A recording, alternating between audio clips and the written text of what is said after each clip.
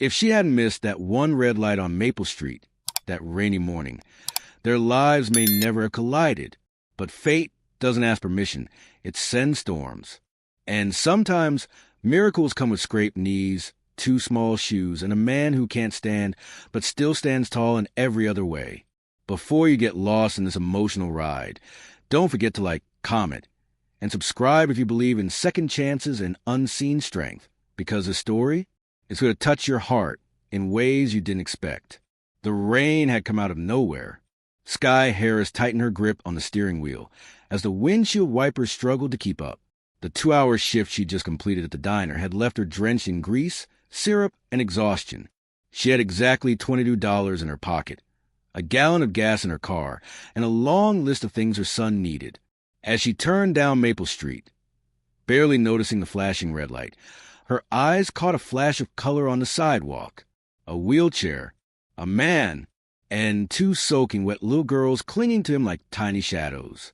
She pulled over instinctively, her mom heart reacting before her brain could catch up. "Hey, you okay?" she called out, stepping out of the car without even grabbing her umbrella. The man looked up. His cheeks were hollow, stubble painted his jawline, and the right side of his coat was ripped and muddy. But his eyes, those ocean gray eyes, held something stronger than desperation. Dignity. "We're fine," he said stiffly. "Thank you." One of the little girls sneezed. The other was barefoot. That was enough for Sky. "No, you're not fine. You're wet, and they're freezing. I've got room in my car. I'll drive you somewhere warm. Please." He hesitated. She could see the battle in his eyes, pride versus necessity. "I don't even know your name," he said quietly. "I'm Sky," she replied. "Just a single mom trying not to crash today." He gave a faint smile. "Ethan, these are my girls, Miri and Junie." "All right, Ethan, let's get you out of the rain." That was it. That simple. The car heater was on full blast as Sky passed back granola bars from the glove box, watching the twins devour them like they hadn't eaten in days. Ethan didn't ask for anything, but when she offered to take them to her small apartment for the night, he didn't say no either. What she didn't know was that Ethan had nowhere else to go, that his wife had died 2 months ago, that an accident had left him paralyzed, that those two little girls weren't just his everything. They were also the hidden heirs of a legacy someone was trying to erase. But for now, all Sky saw were 3 souls who needed warmth. And all Ethan saw, for the first time in a long while, was hope. Sometimes, healing begins not with grand gestures, but with a hot cup of tea, socks that match, and the quiet laughter of children filling empty spaces. For Ethan, it wasn't the wheelchair that made him feel stuck. It was a silence that had followed him since loss. But in Sky's tiny kitchen, with her burned toast and stubborn heart, the silence finally began to break. The first night passed quietly. Sky had given up her own bed for Ethan and the twins, insisting she was used to the couch anyway. She wasn't. Her back screamed in protest the next morning. But when she peeked into the bedroom and saw Junie curled beside her dad, and Miri asleep with her thumb in her mouth and a stuffed sock monkey tucked under her chin, it didn't seem to matter. The next day turned into 2. "I can help around the house," Ethan had offered. "I can cook, kind of. I just can't reach the top shelves." Sky smiled as she passed him a stool. "Then we'll just keep everything important down low." It started with small things. Ethan drying dishes while Sky washed them, the girls helping her son, Jacob, with his alphabet puzzles. He had never had playmates before. Now he was building towers with Junie while Miri handed him blocks with dramatic flair, like a queen bestowing treasure. By the 3rd day, Ethan had laughed. Actually laughed. It happened over cereal. Sky had tried to multitask, flipping pancakes, packing Jacob's lunch, and handing out juice boxes. In the chaos, she poured orange juice into the cereal bowl instead of milk. "I'm inventing a new breakfast," she declared without missing a beat. Ethan blinked.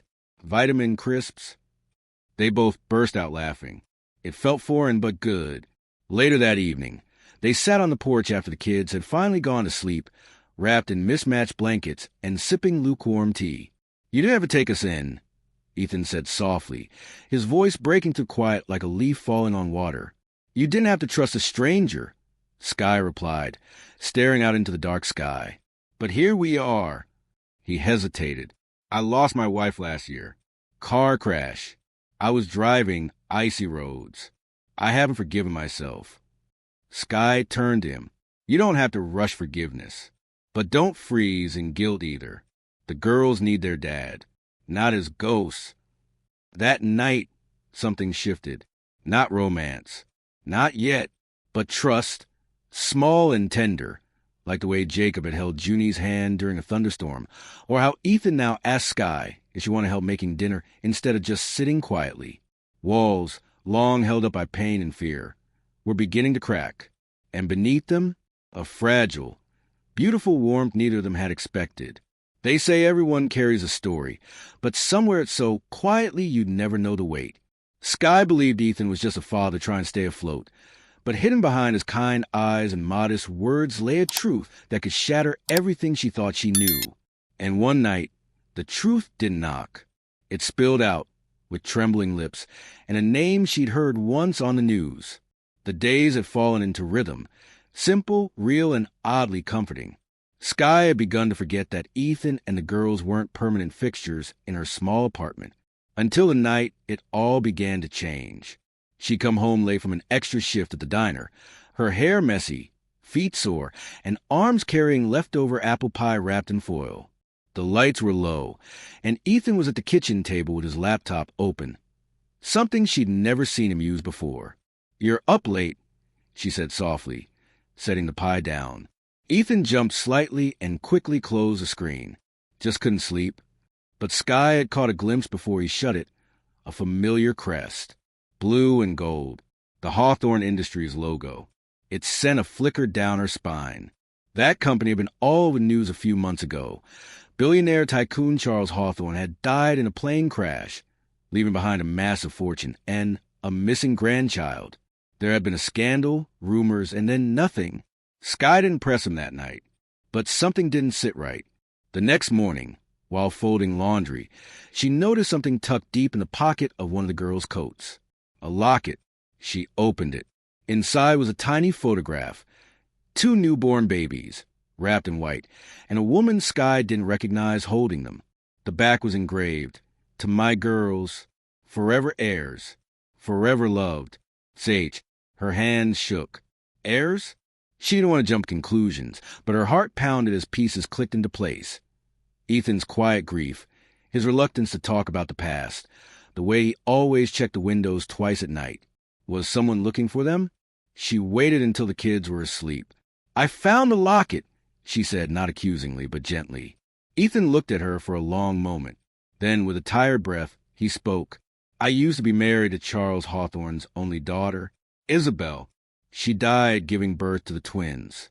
Her father disowned her when she chose me, said I wasn't good enough for their legacy. I never wanted anything from him.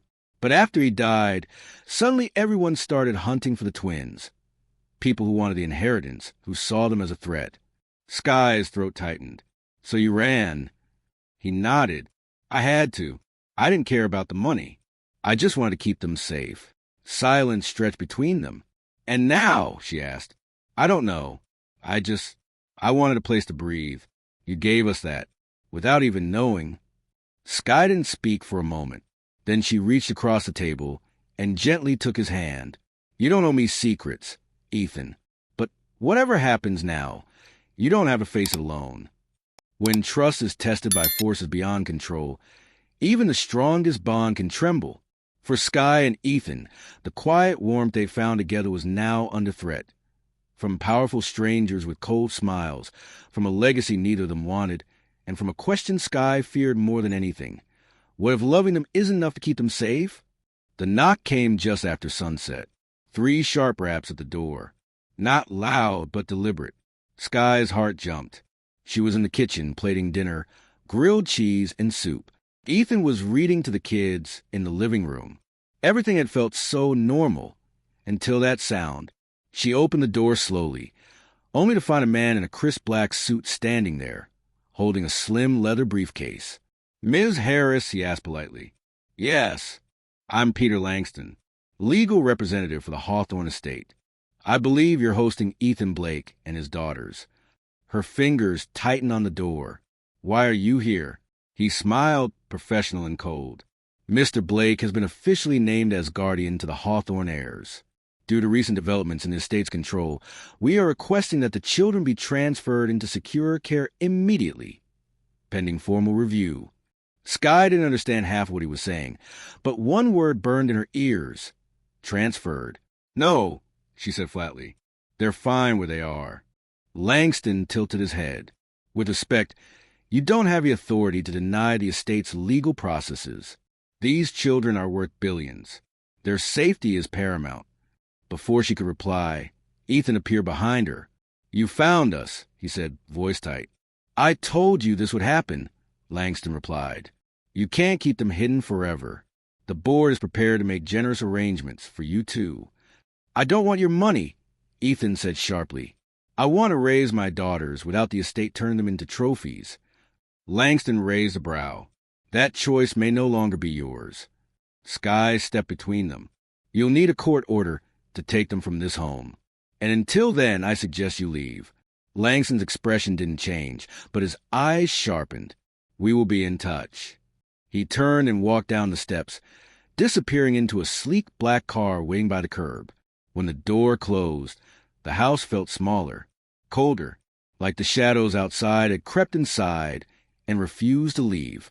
Skye looked at Ethan, whose hands were trembling at his sides. Why didn't you tell me they were still looking for the girls? She asked. I didn't think they'd find us here. I didn't want to drag you into this. You didn't drag me. I opened the door. But now you're in danger too, he said, his voice cracking. And that's not fair to you. She swallowed hard. Her mind raced with 1,000 questions about custody, about safety, about what would happen if they lost the girls. But the only thing she could say was, we'll figure out, together. Except for the first time since they met, Ethan didn't say yes. He just looked away. It wasn't the lawyers or the headlines that shook Skye. It was the silence, the way Ethan stopped meeting her eyes, the way the children clung tighter to their father each night. And in the quiet corners of her heart, a terrifying whisper grew louder. What if they were never meant to stay? Skye stared at the untouched dinner on the table, the grilled cheese now cold and stiff. The twins had eaten in silence, picking at their food while Ethan sat motionless, his gaze fixed on the floor. Jacob had sensed something too. He hadn't asked his usual round of bedtime questions. He just hugged Skye tightly and whispered, Are we still family tomorrow? She couldn't answer him. That night, the walls of the apartment felt closer than ever before. The cozy haven she'd built over the last few weeks now felt fragile, like a snow globe about to shatter under the weight of reality. Ethan barely spoke. When he did, it was in fragments. I never wanted this. I should have kept moving. I didn't think they'd trace us here so soon. Skye listened. She wanted to say, we'll figure out. But this time, the words didn't come easily, because part of her was scared. Too, what if the lawyers came back with police? What if they said she'd been harboring fugitives? What if the twins were taken by strangers in suits and black cars? And what if Ethan went with them? She sat up late on the worn living room couch, the TV flickering in the background. A talk show host was discussing the Hawthorne Heir scandal again. Photos of the mansion, the plane crash, a blurred image of Isabel Hawthorne pregnant. Then an old picture of Ethan and the twins. Authorities believe the children are alive, possibly being hidden by their biological father. Skye turned it off. She went into the kitchen and poured herself a cup of tea just to hold something warm. Ethan rolled in slowly behind her, his eyes rimmed with fatigue. You regret it, don't you? He asked. Regret what? She replied, not looking at him. Letting us stay. Putting your son in the middle of this. Skye's throat tightened. You think I regret caring about you? I think I brought danger to your doorstep. You also brought laughter, warmth, someone Jacob looks up to. She turned to him. Finally, but yeah, I'm scared. I'd be lying if I said I wasn't. He nodded slowly. Me too. There was a pause. Long, heavy.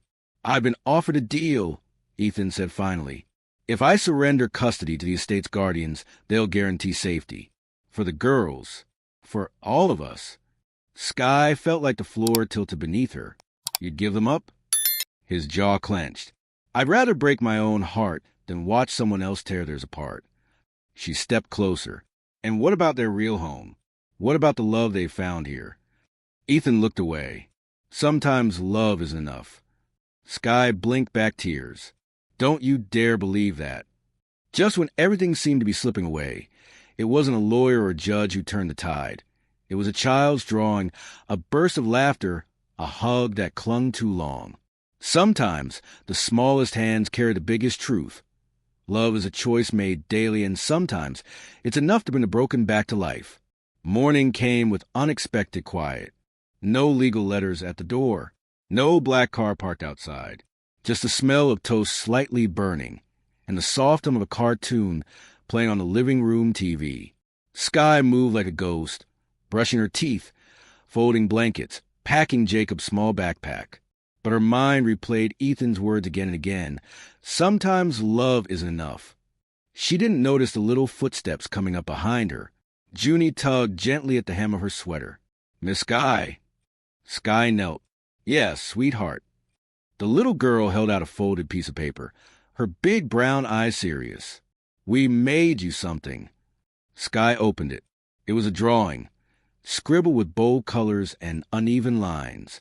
5 stick figures stood beneath a crooked sun. There was Ethan in his wheelchair, Sky in her apron, Jacob with spiky hair, and the twins, holding both adult hands. Above it, in big purple crayon letters, our real family. Sky pressed a hand to her mouth, tears welling instantly. You made this? Miri, who'd come up beside her, nodded proudly. Daddy said we might have to live in a big house with strangers. But we said no. No. Sky asked, voice cracking. Junie crossed her arms. We pick you. You and Jacob.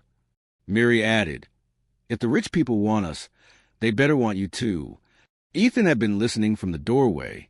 He wheeled in slowly, his expression unreadable. But Sky saw it, the red-rimmed eyes, the subtle shake in his hands. They made that without telling me, he said softly. I didn't know they even understood what was happening. They understand more than you think, Sky said, standing. He nodded, voice low. I was going to call Langston today. Sign the guardianship papers. I thought maybe this would protect them. Sky stepped closer. And now, he looked at her. Now I realize the only place they've ever felt truly safe is right here. Silence hung for a moment. I don't know what we'll do, Ethan whispered, but I'm not giving them up. Good, Sky replied, her voice stronger now, because we fight for family. A light knock broke the moment. Sky tensed, but it wasn't a stranger. It was Mrs. Whitaker from across the hall, holding a tray of muffins and a crinkled newspaper. I saw the news, she said gently, and I just wanted you to know, if there's anything you need, witnesses, letters of support, a ride to court, I'm in.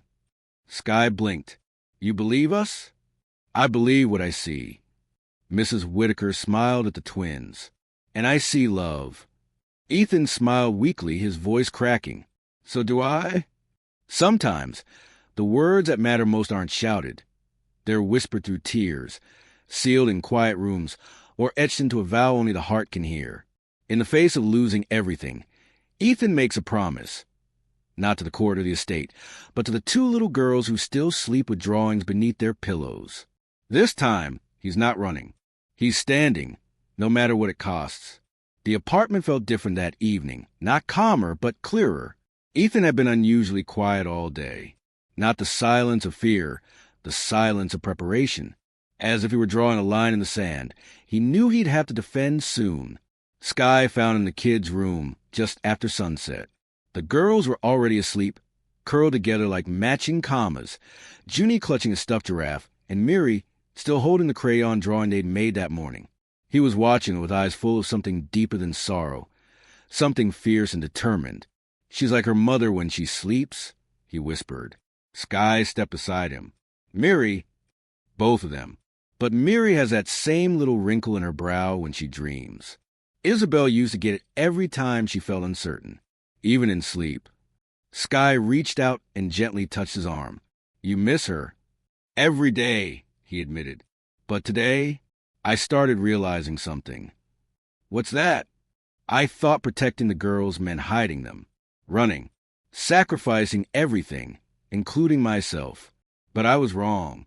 What they need, what Isabel would have wanted, is for them to grow up knowing who they are and where they belong. He turned to her now, his voice steadier. I called Langston, told him I'd fight the estate's claim. In court, I'll demand full custody. Publicly, no backroom deals, no more hiding. Sky's heart raced. Are you sure? No, he said honestly, but I'm more sure of one thing than I've ever been before. He rolled closer to the bunk bed, reached out, and gently brushed a curl from Junie's forehead. I promise them they won't be taken. I promise they'll grow up with love, not loneliness, with truth, not shadows. He looked up at Sky, and for the first time in weeks, there was no hesitation in his eyes. I promise I'm not leaving, and I'm not letting go. Tears filled Sky's eyes, not out of fear this time, but because something deep in her chest softened. She sat down beside him. Then I'll be right there. Every court hearing, every battle, whatever it takes. He smiled gently. You shouldn't have to. I want to, she interrupted. Not just for them. For you too. There was a long pause, filled only by the soft breathing of the girls in the dark. Then Ethan whispered, I don't know what we are, Sky, but I know I don't want to do any of this without you. Sky leaned her head against his shoulder. Then don't, she said. And in that small, quiet moment, without rings or papers or declarations, they made a promise that mattered more than anything written in law. They would stand together. Not all miracles arrive with music or fireworks. Sometimes they walk on tired feet, wrapped in quiet moments and unexpected laughter.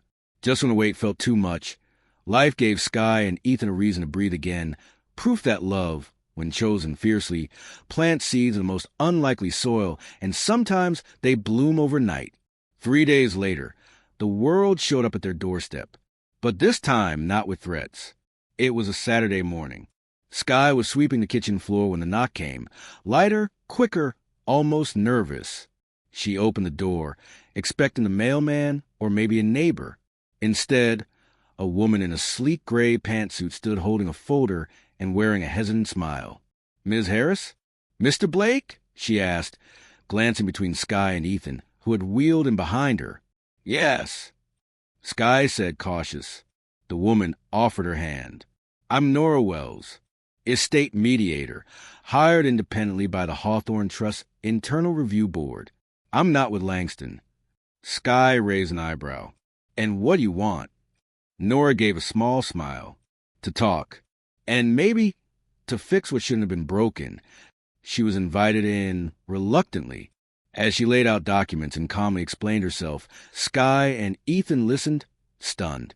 There's been a shift inside the board, she said. Some of the more aggressive parties have been removed.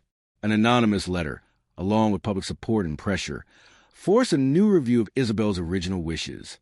Ethan sat forward. Her wishes? Nora nodded. Turns out she left a sealed statement that was never submitted to probate. It clearly names you as the girl's sole guardian. She wrote it a month before she passed. Sky's breath caught. So what does that mean now?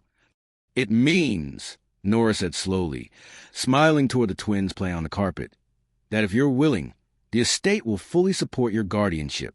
No contest, no separation, and financial support to help raise the girls safely, without interference. Ethan was speechless. Sky had to cover her mouth to hold back a sob. But why now? Ethan finally asked, why the change of heart? Nora smiled gently. It wasn't just a letter. It was you. A teacher at your daughter's old school submitted a character letter. A former co-worker of Sky's wrote about how she opened her home to strangers.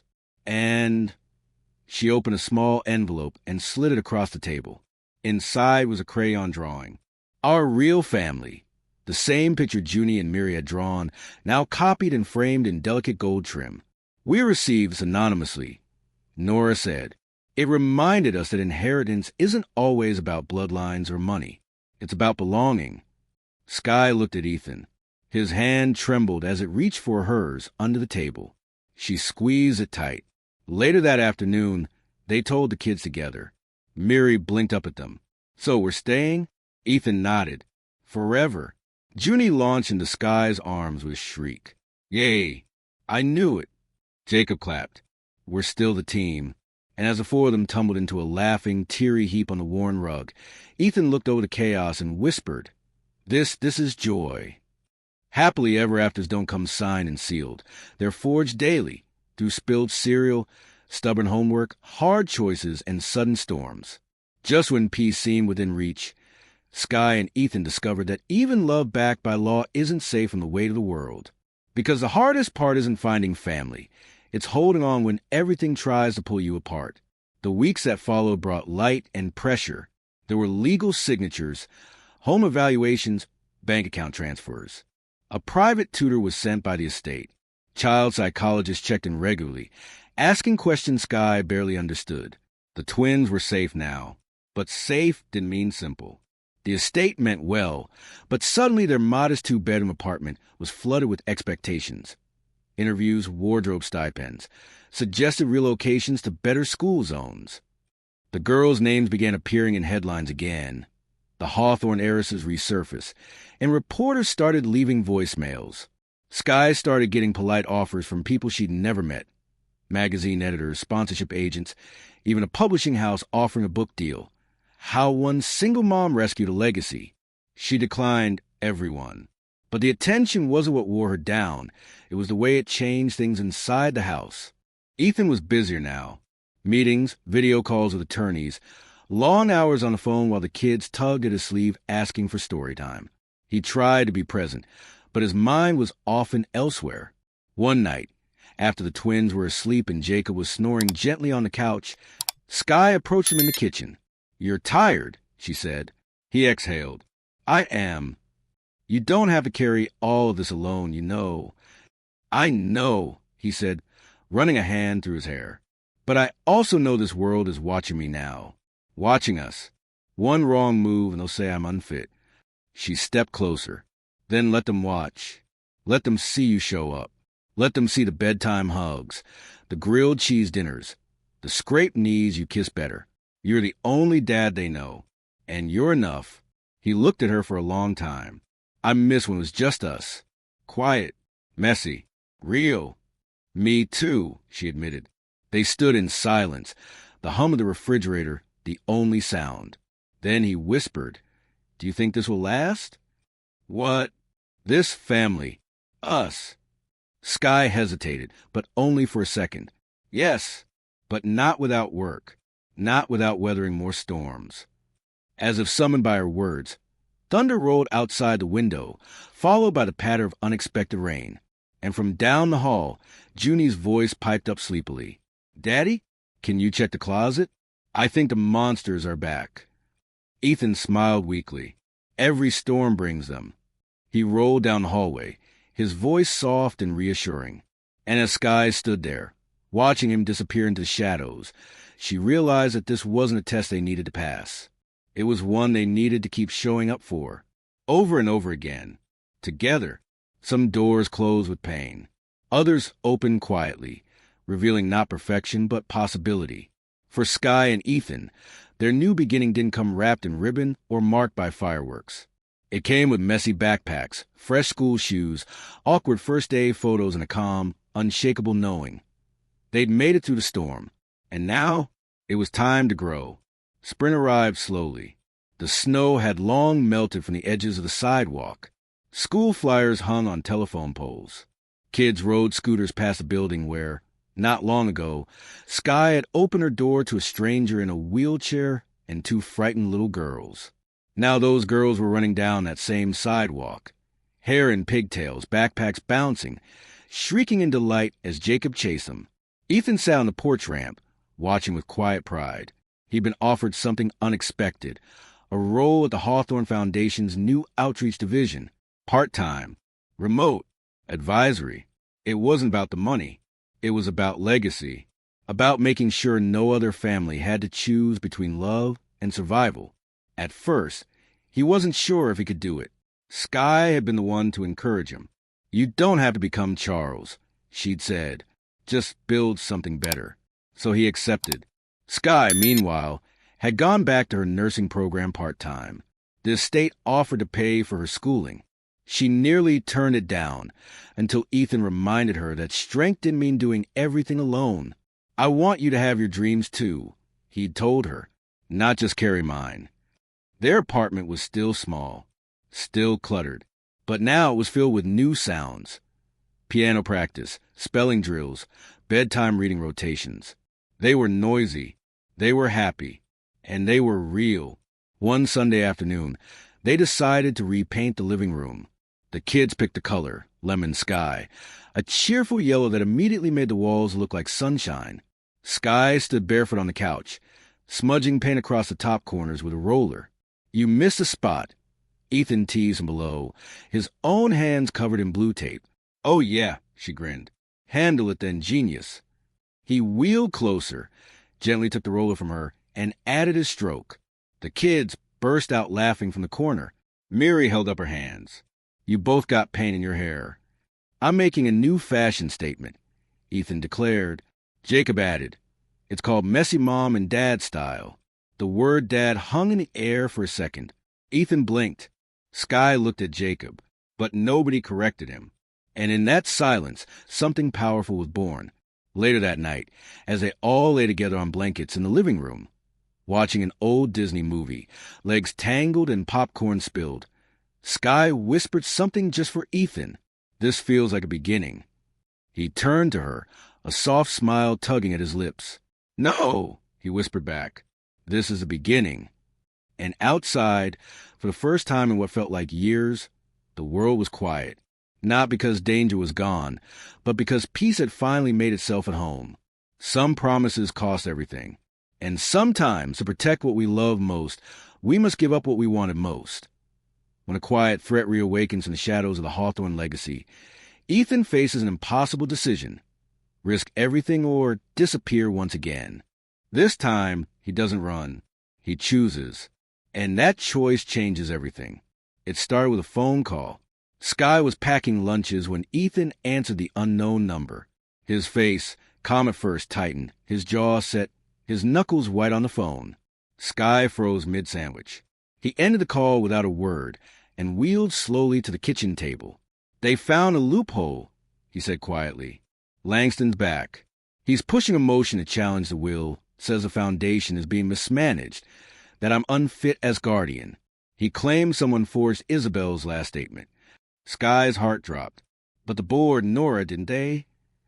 "They're trying to stop it," Ethan said. "But Langston has filed it with federal court this time. It's bigger than before." Sky sat down beside him, stunned. "So what do we do?" Ethan looked toward the kid's bedroom door, where laughter echoed faintly. "We run," he whispered. Sky's eyes widened. "No. Ethan, no. Sky, if I leave, if I pull the girls out again, they'll grow up on the run. They'll never feel safe." She reached for his hand. "And if you don't?" He hesitated, then said the words that cracked her in two. "I go alone." The room blurred for a moment. "What are you talking about?" "I signed them over temporarily to someone the court trusts. Someone they know is stable, responsible. Someone who's proven her heart." Sky froze. "Me?" "They'll never take them from you," he said. "They'd never suspect you of manipulation. You're not blood, you're not a threat. Your safety." Sky stared at him, her hands trembling. "You're asking me to become their legal guardian. Without you, just until the court challenge ends," he said. "A few months. I'll disappear. No one will be able to claim I'm influencing you or the estate. And by the time the dust settles..." She cut him off, tears pouring. "You think they won't forget you? That the court won't make it permanent?" "I'm counting on one thing," he said, gently touching her hand. "That you won't let them." Sky choked on a sob. "Don't ask me to be strong for them and broken for me. I can't." Ethan leaned closer. "You already have been. Every day since I met you." They sat in silence as the weight of the decision hung between them. He kissed her forehead softly. "This is my fight. But you're their home." Later that night, he packed a small bag, nothing more than clothes, his old wedding ring, and the family photo the twins had drawn. He didn't say goodbye to the kids, just kissed them gently as they slept, whispered promises into tiny ears. Then he wheeled out into the quiet night, leaving his heart behind in 4 sleeping souls.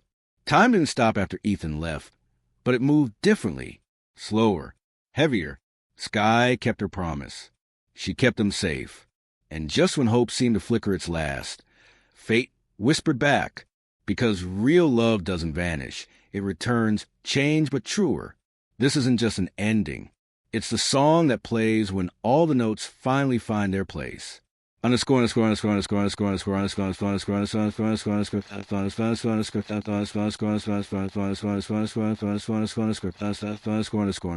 underscore, underscore, underscore, underscore.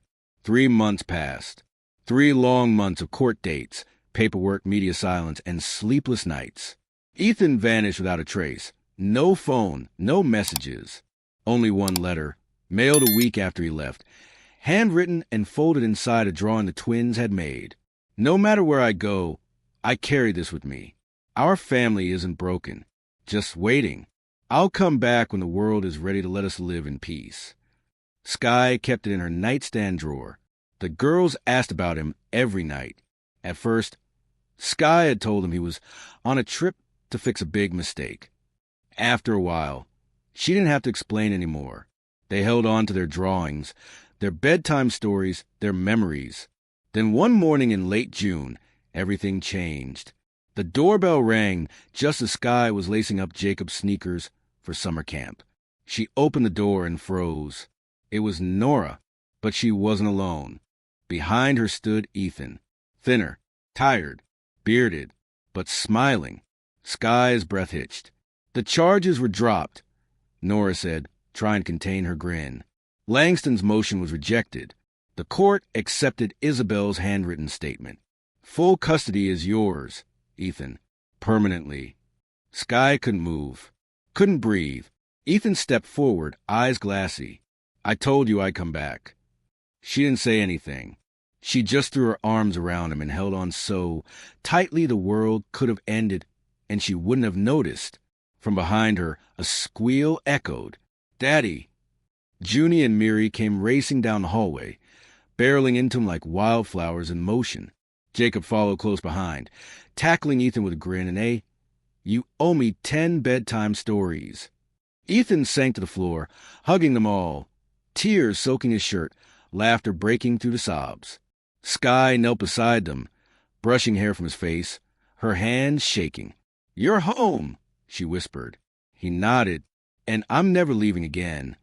That evening, they had a celebration, not a party, just the 5 of them in pajamas, eating pancakes for dinner and watching old cartoons.